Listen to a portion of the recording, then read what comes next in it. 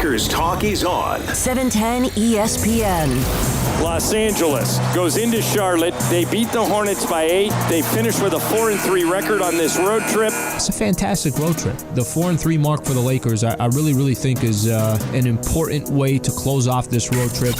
It's Lakers Talk with Alan Sliwa. Let's go. Caruso for 3. It's good. Alex Caruso with a huge 3. Puts the Lakers up 95-91. Did you enjoy seeing him hit that 3? Of course, for a lot of reasons. Obviously, it was a big shot for us to steal a game, but he does so much dirty work for us. It's ridiculous. From the home of the world champs at LA Live, this is Lakers Talk. Here's Alan Sliwa.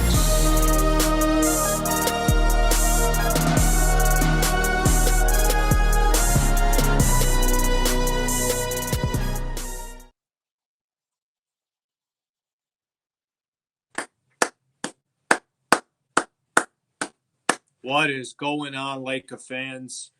What is going on? What do you guys think? We have a night off of a Lakers game that we're still not going to come on here and do a little Lakers talk? Come on, Laker fans.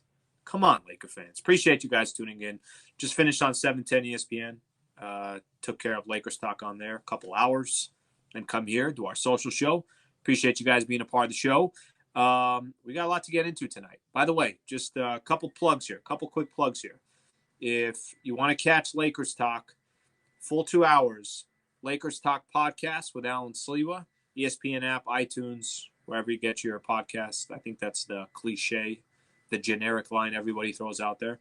So you get full 2 hours. Stu Lance joined the show. Andy Bernstein joined the show, iconic photographer, and I'll talk about that a little bit later. Okay, so Lakers 4-3 on the road trip. By the way, in the background while I was doing the game, I was cheering for Dallas to lose to Memphis because that's what we do. We're trying to find ways to benefit the Los Angeles Lakers, not trying to benefit any other team. Luka Doncic, buzzer beater. I saw it. Everybody's talking about it. 114-113 Dallas. That part was not good for the Lakers. That part was not good. Okay, so that's what we got going on here. Start off the show with the road trip.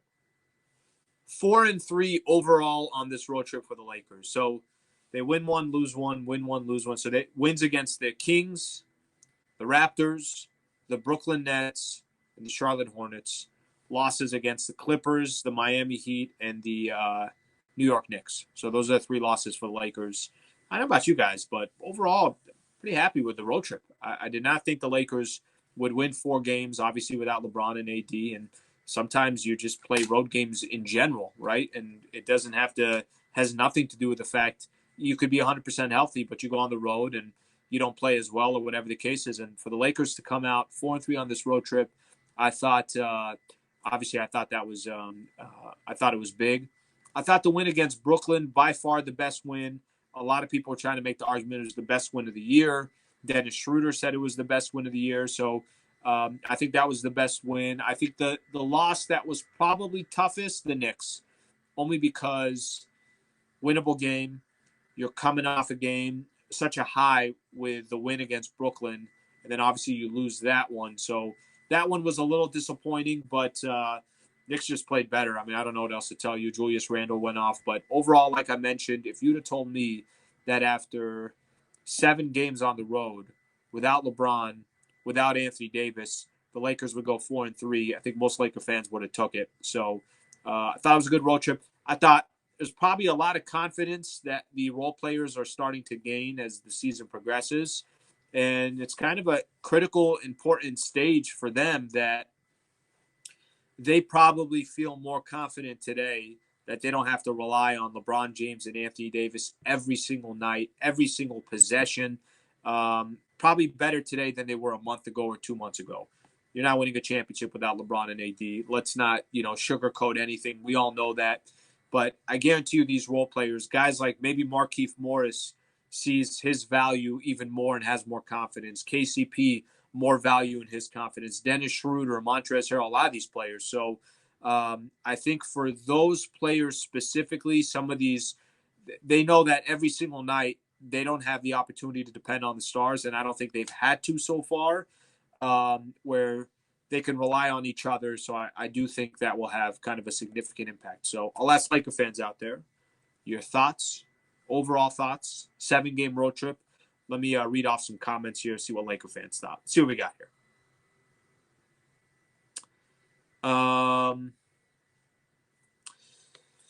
Good road trip. This is Aniket Mohan. Good road trip, but the center's production is concerning.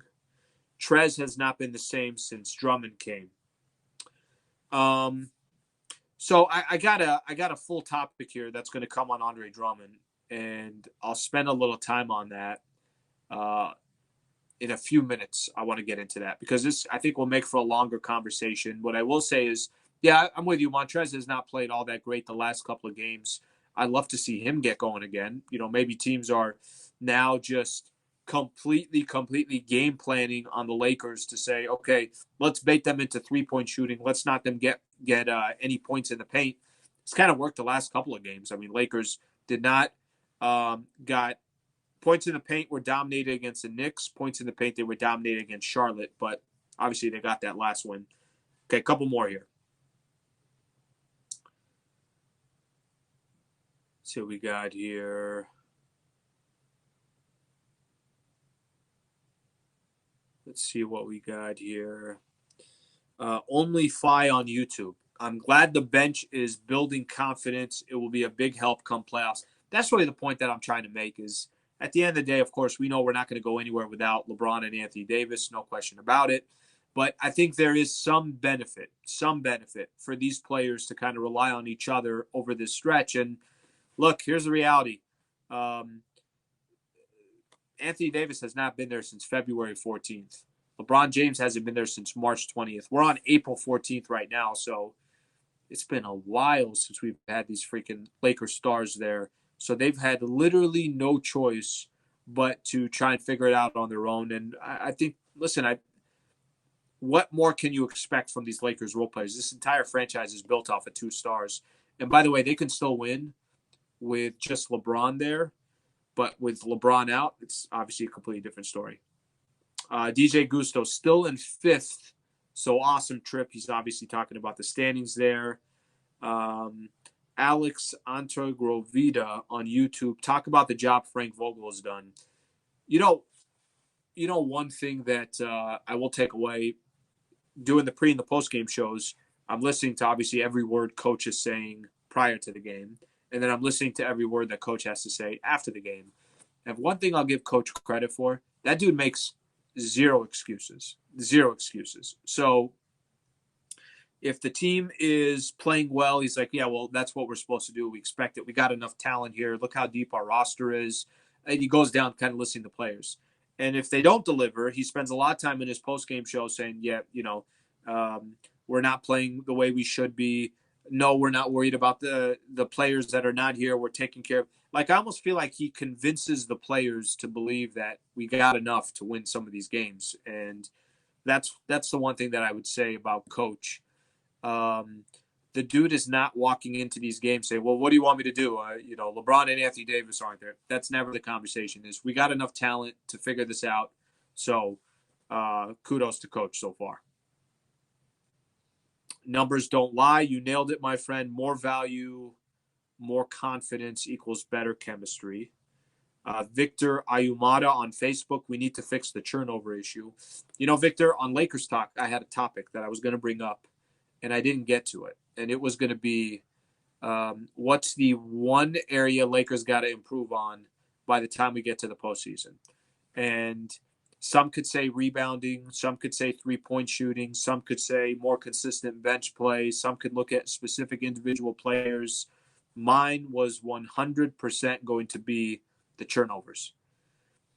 Look, the team is talented to win an NBA championship. No question about it. When they get healthy and they go on this stretch run, they'll probably be the favorites again. Shoot yourself in the foot. The one thing you can't do is beat yourself. And there are times I'm just watching the Lakers. I'm like, how many careless turnovers can you possibly have in a game? And they've had nights where they've had 24 turnovers, 18 turnovers, 20 turnovers. So I'm 100% with you that they definitely got to fix the turnover issue before we get closer to the playoffs. Okay, one more here before we get into my next topic here. Let's see what we got here. Jose De La on Facebook. Appreciate you being a part of the show. This team is still learning to play together on the fly with injuries. Got to give them credit. We'll kind of leave it at that. Couldn't agree more that the predicament that the Lakers have been all season, every time you feel like one guy's getting healthy, another guy's getting injured, every time one player comes back, another player's through the health and safety protocols. So I would just say, with all that said, they have kept their head above water, 5th place in the Western Conference, and hopefully LeBron and Anthony Davis coming back sooner than later. So it's the best way to describe it. Okay, let's move on here. Let's go to Andre Drummond start with a Laker fan. So hold off on the comments for a quick second. I want to talk about Drummond, and then when I throw it out there, then I can kind of read your guys' comments as I go here.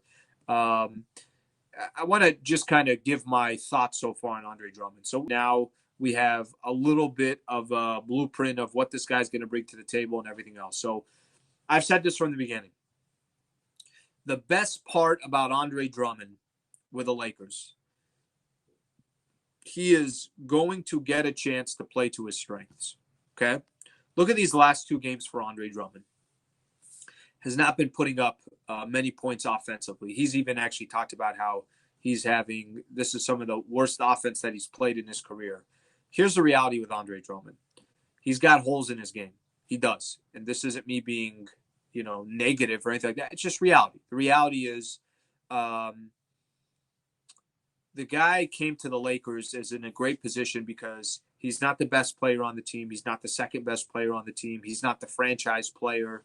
If I said rank Andre Drummond as best player, like where would you rank him as best players on this Lakers roster? Somebody might say, okay, he's third. He's behind LeBron and AD. Somebody else might say, no. Dennis Schroeder's much more important than Andre Drummond. Drummond's fourth. Somebody might say Montrez is so key to the Lakers, you got to put Andre Drummond fifth. The point that I'm trying to make is Andre Drummond is not coming to the Lakers to be a franchise player. The holes in his game that he has are obvious. I would say, some of those holes are from an offensive perspective. It's not like he's Hakeem Olajuwon or Anthony Davis or Tim Duncan or Patrick Ewing or Charles Barkley. Think of any big that can get you with a number of different moves with his back to the basket, could face you up and hit a 17-footer, can get to the basket and kind of drive and find ways to score inside the paint. That's not Andre Drummond's game. But that's the beauty with Andre Drummond with the Lakers. The big difference with Andre Drummond on the Lakers than when he was drafted with the Pistons or he played with the Cavs is he's not asked to do any of those things.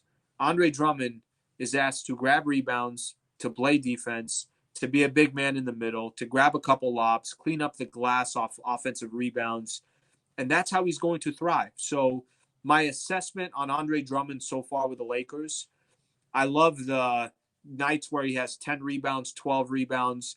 Offense, you could see that he's got holes in his game.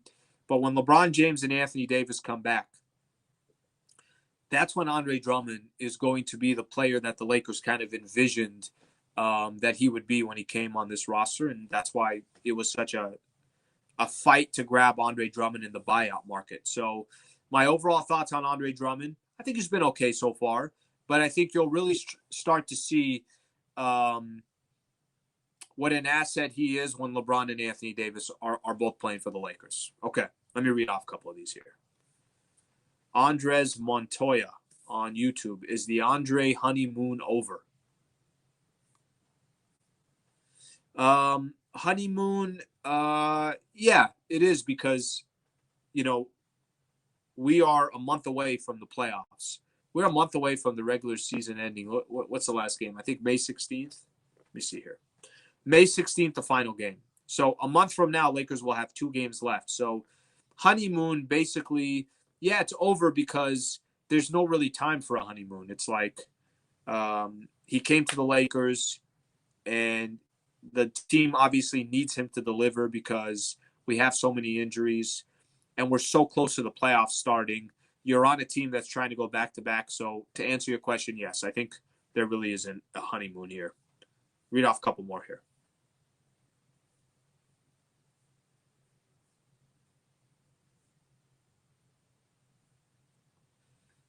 Let me see what else we got here. Monster 76-49. People worried about Drummond don't understand that when LeBron and AD come back, they can't double him and you will get easier shots. Honestly, how are you going to pay any attention to Andre Drummond? When you have LeBron on the floor, who's going to slice and dice defenses, one of the greatest passers in the history of the NBA, when you have Anthony Davis, the best two-way big man in the NBA right now, you almost have to not pay attention to Drummond, which is when he will do most of his work, which is why I keep going back to, if you're building your team around Andre Drummond, your team's probably in trouble. He's not a franchise player. But if he's your third, fourth, or fifth best player and you're asking him to do just what his strengths are, you're in a good position.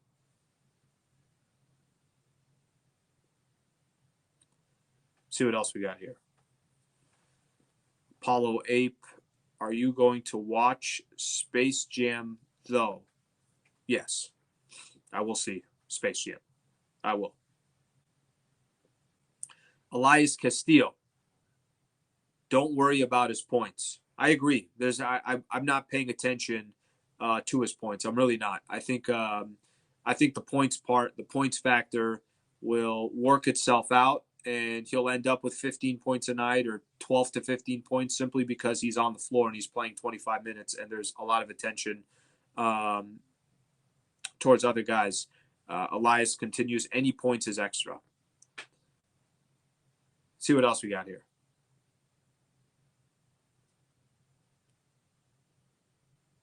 CD Tist. Drummond would not be on this team if he was all of that and a bag of chips. I think I know what you're saying here. You're saying that Lakers wouldn't have got him in the buyout market if he was a franchise player. I think that's what you're saying. Well, Lakers obviously hardcore pitch to bring him here. Remember, Lakers aren't paying him the $27 that he's owed in Cleveland. They're just paying a very, very small portion of whatever that buyout difference was. And there was a lot of teams that were trying to bring him over because they thought he could be the difference of maybe he can get you over the top. Maybe he can give you an edge over another team. Maybe he could give you 25 minutes in a series that you need him for a 6-game set or a 7-game set. So that's probably the best way I could describe it.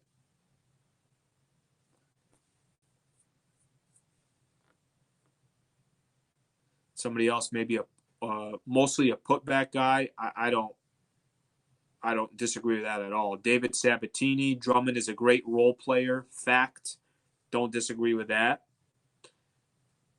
SP77, Drummond needs to post up closer. To be honest with you, anytime you're going,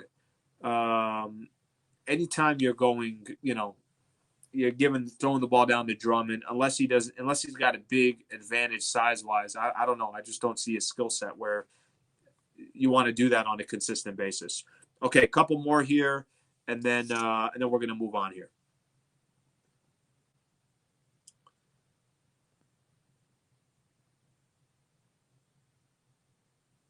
Robert on YouTube. Drummond should be shooting around 60% when AD and LeBron come back. Otherwise, he's probably trying to do too much. He's going to score when he's in, obviously a good position to score. And that's kind of the point at the end of the day that I'm making is his opportunities are going to change so drastically when LeBron and AD come back. So far, I think so good with Drummond. Keep grabbing those rebounds, 10 to 15 rebounds a night. Do that part. Play as good as defense as you can. I mean, without LeBron and AD, you want to see him get, 12 points a night, 12 to 16 points a night, something like that. But when those guys come back, we'll see how things eventually change. Laker fans, let's do some roll call. Where are you guys tuning in from? Appreciate you guys being a part of the show. Levi Jose says he's eating chips right now. I got to be honest. Chips kind of sound good right now. I don't know who put out the whole thing about the whole chip situation, but chips kind of sound good right now. Got to also be honest. Looking forward to getting home, eating some dinner, Laker fans. I got here a little bit early, and just looking forward to that. Let's see what we got here. What do we got here?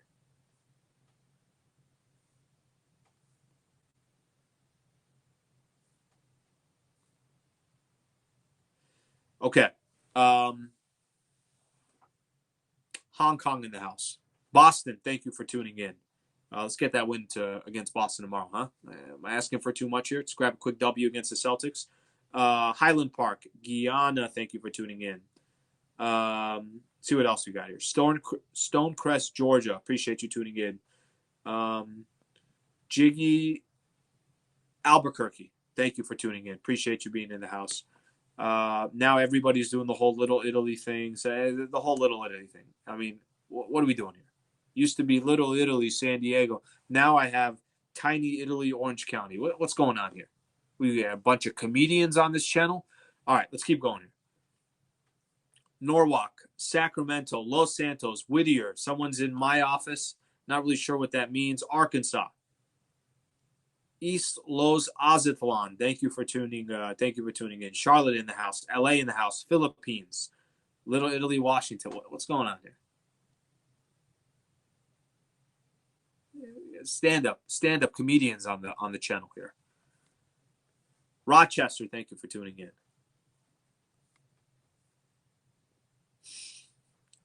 Deer Lodge, Montana.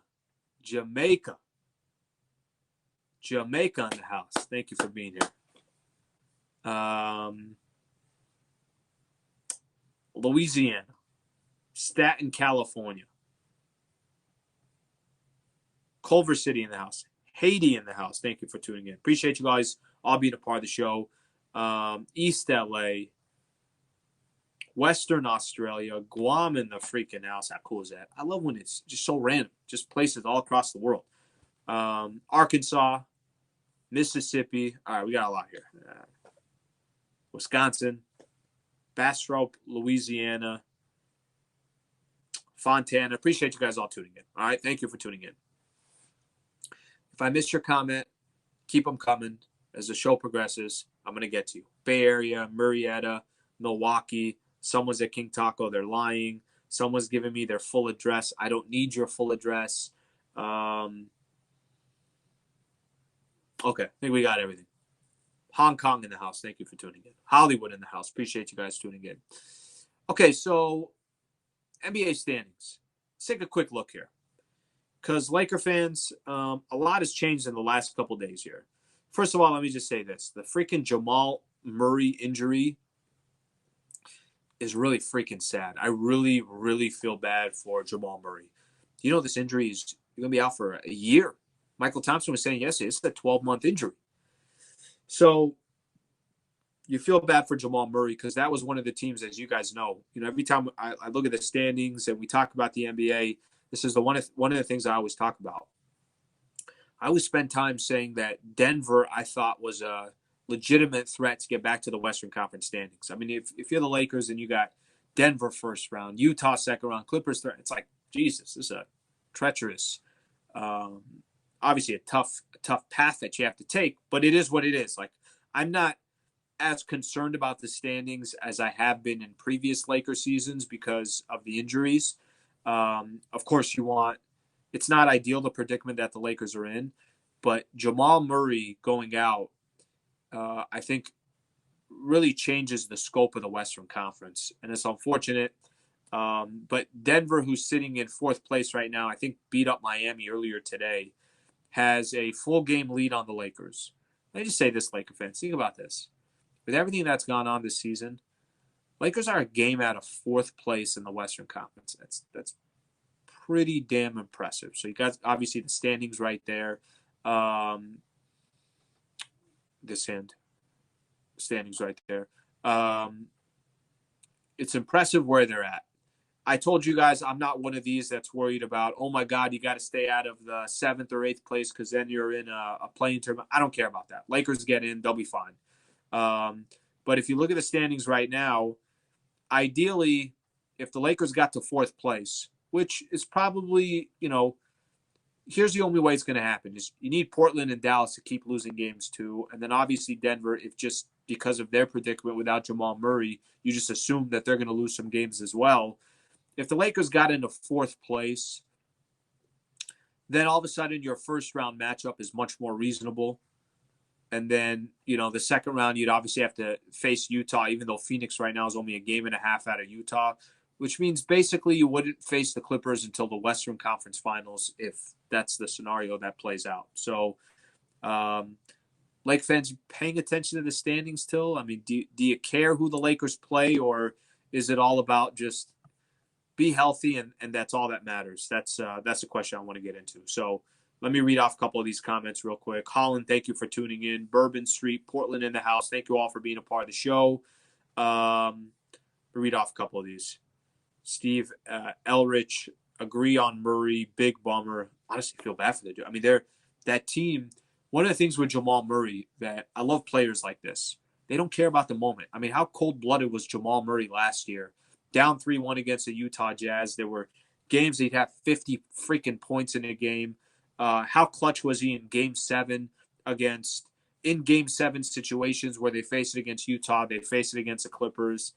You respect players like that. So it sucks for him. 1 year the dude is going to be out. Okay, let's see what Laker fans are saying about the schedule here. Russia in the house. Thank you for tuning in. All right, got somebody here saying that Clippers, Lakers, Western Conference Finals is what he wants. Sif 217, you rather see Clippers in first or second round? Later on. Little ramp up. Can we get a little ramp up before then? I mean, maybe Lakers get Portland in the first round, or they get Denver in the first round. I mentioned maybe Denver drops back, whatever the case is. I'd rather have one of those teams before Clippers. I'd rather face them later on. Alan, LeBron will come back in revenge mode, and the whole league will be in trouble. Having AD is nice, but having LBJ is different. I do not argue that one for 1 second. LBJ is a completely different breed. Even when LeBron James was still around and Anthony Davis was out, Lakers were still, kind of pushing towards second place in the Western Conference. LBJ is a different breed. I don't know how to describe the dude, but as great as Anthony Davis is, LBJ is just a different level, period. So I'm with you on that. See what else we got. Be healthy and Lakers will roll. Levi, Jose, I'd rather Portland than Denver in the first round still. Let's see what else we got here. Thailand, appreciate you guys tuning in.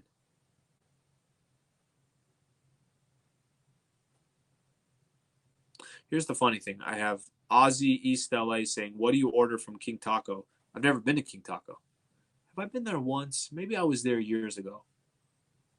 I mean, there's plenty of excellent Mexican food all around Southern California. And I don't even know how we got into King Taco, how they became a theme of this entire place. Thailand, thank you for tuning in. South Central, thank you for being in the house. Let's see what else we got here. It's a good question by Annika. Anyone going to the game tomorrow? Which I'm going to get into the game tomorrow in just a second. But if you are going to the game, let me know. Frankie, appreciate the compliments there, buddy. Thank you for tuning in. Lancaster, appreciate you tuning in. Okay. Basically, Laker fans are saying, just be freaking healthy. We'll play anybody. Who cares? Seattle, Washington, thank you for tuning in. Okay, I want to kind of keep moving on here with some of our topics. So, real quick, shout out to Power Pro Plumbing, Heating, and Air. If you're local in Southern California, you got issue with your air conditioner, issue with your heating, water problems, whatever the case is, Power Pro Plumbing, Heating, and Air, powerproplumbing.com. I will say this about them. Huge Laker fan. Really just a big fan of all LA sports. This is the owner that I'm talking about, but they've been a partner with us for like 5 years now. So great partner of the show. And now they're obviously a partner of the social show. So we appreciate their partnership. PowerProPlumbing.com if you're out here in SoCal and you ever need their services. Okay. All right. Last Laker game with fans at Staples Center. March 10th, 2020.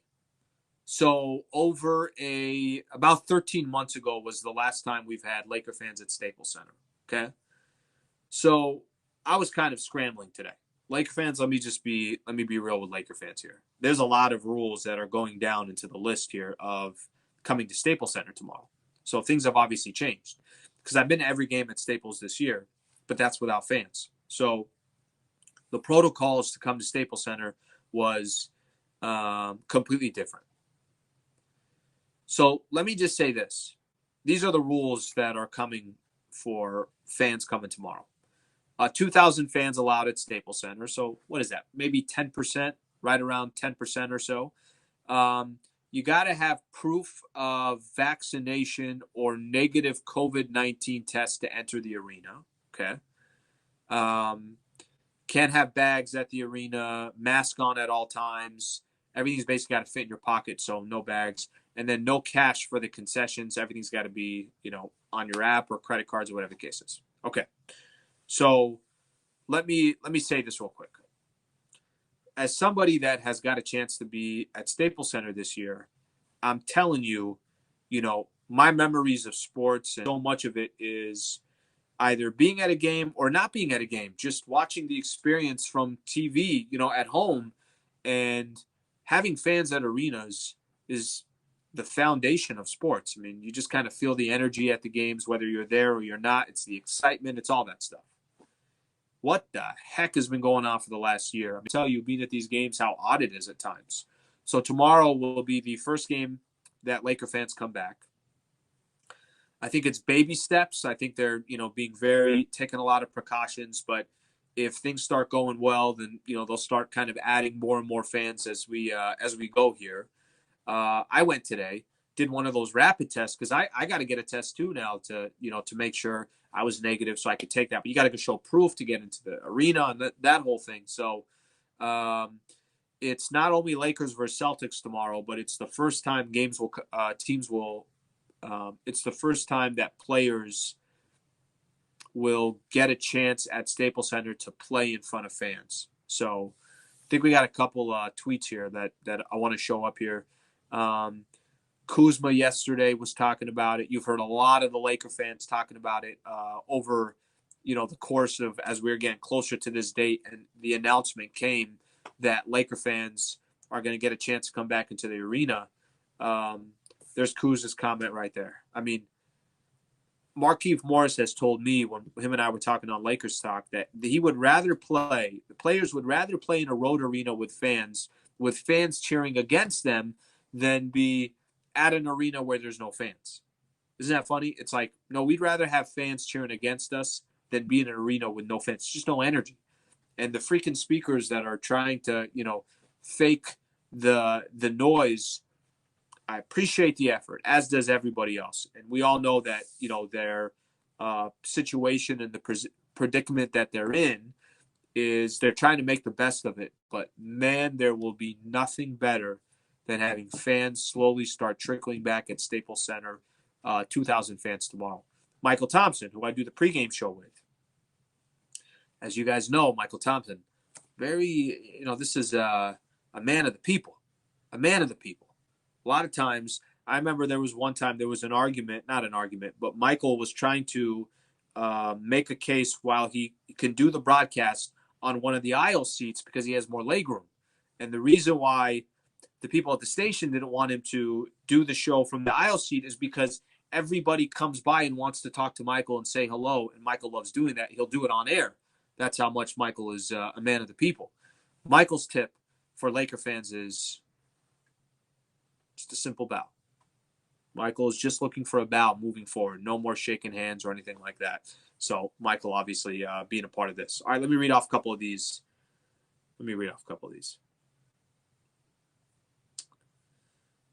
William Portillo, the last game I went to was against the Celtics, February 2020. Won't go to tomorrow's game. Okay.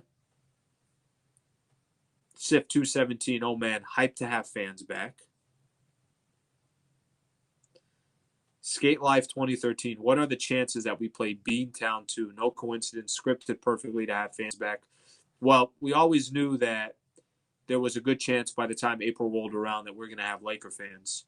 And it just happened to be we go on this 7-game road trip, and freaking April 15th, we get the Boston Celtics.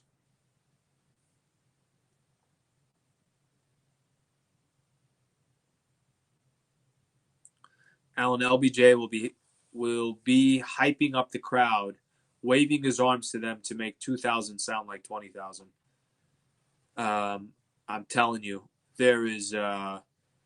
I'm with all you guys. It's going to sound like 20,000 fans when you haven't had a fan in the arena for as long as time as we have. John East, Alan just ignores me when I say hello to him. My apologies, John. It wasn't personal at all. I will make sure. John, if you message me, I'm going to stop the show. I'm going to go out of my way. And maybe you even want to have like a personal one-on-one conversation, let me know. All right? John, how was your day? I'd appreciate that you type back and tell me how your day was. Okay? Let me read a couple more here. Jeff Pinero on Facebook. Last game I was at, Brooklyn Nets, before it all shut down last year. I can't wait to be. That's the last game.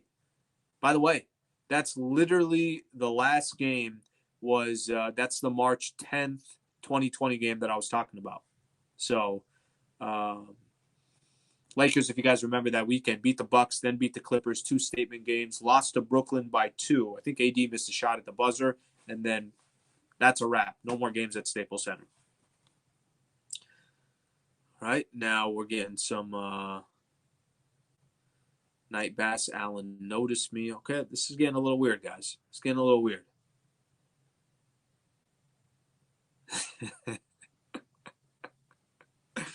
Laker fans are the best. Okay, Laker fans, we got to keep moving here. 3 different Kobe anniversaries this week, and I'm going to get into them real quick here. So 3 different anniversaries. April 12th, 2013. So April 12th, April 13th, April 14th. The last 3 days, there's some Kobe anniversaries that I want to get into. April 12th, 2013 was Kobe tears his Achilles. Okay, why do I want to bring that up? Because it's still in my mind is one of the most mind-boggling moments in sports that I've ever seen, and I think it encompasses Kobe Bryant so well over his 20 years. Kobe tore his Achilles in game 80 of a season where they're trying to make the playoffs. Obviously goes all out all season long. And this was 8 years ago, a couple days ago now, 8 years ago. And tears his Achilles. I don't know why, but this is when people say like, hey, what are some of your most memorable Kobe moments or moments that describe Kobe Bryant best? That's freaking one of them. So that happened 8 years ago. Kobe Bryant tears his Achilles, walks over to the sidelines, walks back, shoots 2 free throws, walks over to the locker room knowing that he tore his Achilles and asks for absolutely no help. So keep that in mind. Keep that one in mind there. April 13th, 2016, Kobe's final game, drops 60 freaking points to go out. And I mentioned it's kind of a cool story here. So Andy Bernstein, I don't know if you guys know the name, but I'm not kidding. Every freaking iconic NBA photo that you could think of, Andy Bernstein probably took the photo. Andy Bernstein is an iconic photographer for the NBA, has taken so many iconic shots. And earlier today, I went to South Pasadena. There's a new Kobe mural up. And it is the infamous, famous picture, Kobe Bryant in his final game, walking off a Staples Center. He kind of is turning to the crowd like this, and he's got his finger pointing up. And it's the final shot that, they took of Kobe at Staples Center in his final game. Andy Bernstein took that iconic shot. And there's a mural now in South Pasadena, actually not far from his office. And I went to go check that out because I was going to have Andy Bernstein on the show. So 5-year anniversary of Kobe Bryant's iconic walk-off moment at Staples Center. Drop the mic. It's all over. Mamba out. Drop 60. And, obviously nobody will probably ever top that as they exit the game in whatever field that they're in. And then the last moment, this was 15 years ago today. 17 years ago today. 17 years ago today. April 4th, 2004. The two Kobe buzzer beaters against the Portland Trailblazers to close out the 2004 season. Look at Ruben Patterson trying to guard. Ruben, what are you doing? It's Kobe. It's Kobe. Stop trying to guard. Kobe, stop. The worst thing anybody could ever do to Ruben Patterson's career is try to tile in the Kobe stopper. Kobe hits a shot over Ruben Patterson. Game, I believe, goes into double overtime. And then this is for winning the regular season. This was for winning the Pacific Division. And then the Lakers down 2. Let's go to Kobe. Kobe just shoots it over the 7-foot Theo Ratliff. Let's call it a wrap. Let's go home, everybody. Kobe just finishes off the Pacific Division. That was back in 2004. That was 17 years ago today that Kobe did that. I thought kind of some legendary moments there that I want to bring up. The 3 anniversaries for Kobe Bryant this week. So pretty cool. By the way, quick little side story. And if you got some questions, you can start kind of dropping in some of these questions or some comments on any of this Kobe stuff that I'm bringing up. Feel free to do it as well. But when I went to Andy Bernstein, when I went to his office, his studio, I'm not kidding. Unreal. The dude's been taking photos for almost 40 years in the NBA. He started in Magic's rookie year. And he'll just have like a stack of photos that, some of them are all just black and white. And they're the photos that like didn't make the cut. And it's Pat Riley eating a hot dog before the Celtics-Lakers game. And then the next one is Kobe's first picture at Media Day. And then the next one, it's Shaq in Greece. They went to, I think they were out there shooting a commercial. And he's you want to talk about behind the scenes. Like, I cannot explain to you guys some of the photos that were there. I can't. I'm trying to, but I'm not doing a very good job. He's taken so many iconic photos. So anyways, really, really cool. Really, really cool moment. And next time when I have more time, I'm going to go back there because I want to spend a lot more time there looking at some of these photos. But for Laker fans, obviously that are part of the show, you guys would genuinely be in awe the entire time and truly appreciate some of the shots that this man has taken over the years. So really, really cool. Okay, let me see here what kind of comments, questions we have as we get ready to wrap off the show. Levi Jose. By the way, there's the mural. That's the if we get it back up, feel free to put it back up. That's the mural in South Pasadena. I took a couple photos. I do need to put it up on Instagram and put it up on Twitter and everything else. But that's the mural. So that's the iconic shot. And Andy Bernstein had taken the photo, but it was somebody else that did the mural. And it's right there in South Pasadena, I think on Mission Street. So pretty cool. I guess it's lit up at night as well. This is a good comment I want to get into. J2 Savvy says that's not a good memory at all. It ended Kobe's competitive career. I hate folks try to say that's a good memory. Jay, let me explain. Of course, his actual injury is not a good memory, but I think it explained Kobe Bryant in a nutshell. Freaking warrior. Will do anything he can on the basketball floor. Will do anything he can for his craft. It's kind of how he lived his life. So I think there's a way to kind of look at that moment. Let me give you another good example. When Kobe airballed 4 shots against the Utah Jazz, I always bring that moment up as like, that's a big time moment in his career. Why is it a big time? He failed. Why is it a big moment? He failed. He airballed the ball 4 times. Is because this dude in his rookie year was okay to take that shot after shot after shot. He was like, if I miss it, then I missed it. But I'm not going to be afraid to take it. And through the course of his career, there's a lot of people that would never take that shot. There's a lot of people that would shy away from that shot, no question about it. Kobe from his rookie year was fearless. So that's why I bring up memories like that. It's not that, of course, it's a tough memory to remember that Kobe tore his Achilles, but how he reacted after he tore his Achilles tells a big part of who he is and kind of encompasses his career. So that's what I'm referring to there. I see what else we got here.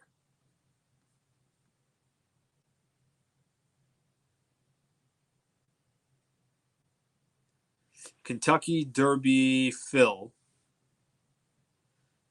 You have Kobe pictures hung up in your home. Kentucky, one day I'm going to have a studio. And when I have that studio, it will obviously be very Laker-centric. It will be very calculated with every photo that I have and the way the setup is and the video that I have and all that stuff. And when I do, I will make sure to be hanging the proper photos inside that studio. So that day will come. Okay, a couple more here.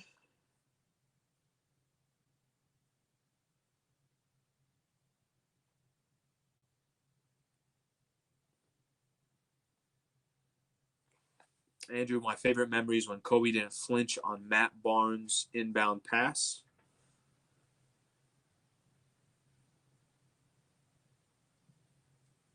Alan, who's starting at center in the playoffs? It'll be Andre Drummond. No question about it. It will be. It will be starting in the playoffs. No question about it. That doesn't mean he's going to finish games, but he'll be starting. That's why they brought him in here. So, okay, one more here. Let's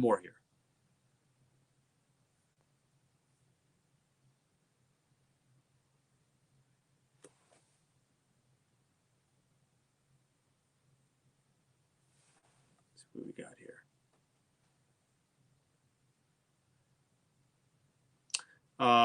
Kobe has a special place in my family's heart. He gave us a lot of special moments. It's difficult to pick one. We miss him, no question about it. He gave Laker fans 20 freaking years of just unbelievable memories. Okay, Laker fans, appreciate you guys tuning in as always. Thank you for being a part of the show. Thank you for being a part of all the comments and the topics and everything else. So always appreciate it. Lakers tomorrow, big game against the Boston Celtics. Should be actually a fun game. And finally, we're going to get fans back at the arena. It's not getting any easier for the Lakers. So just to kind of look here, they had 9 games in a row versus playoff teams that started against Miami. So they are 2-2 in those first 4 games. 5 games left against playoff teams. Boston coming up on Thursday. 2 against Utah, 2 against Dallas. This next week and a half will tell a lot for the Lakers. So let's see how they do. Thank you for tuning in. Appreciate you guys all being a part of the show. Have a good rest of your night. Tomorrow, 5:30 pregame show. 7 p.m. will be tip-off. Lakers and the Celtics. And, of course, starting tomorrow morning, 5 a.m. You guys can tune in. We'll get things started. Keyshawn, J. Will, Zubin, and Travis. Laker fans, have a great rest of your night.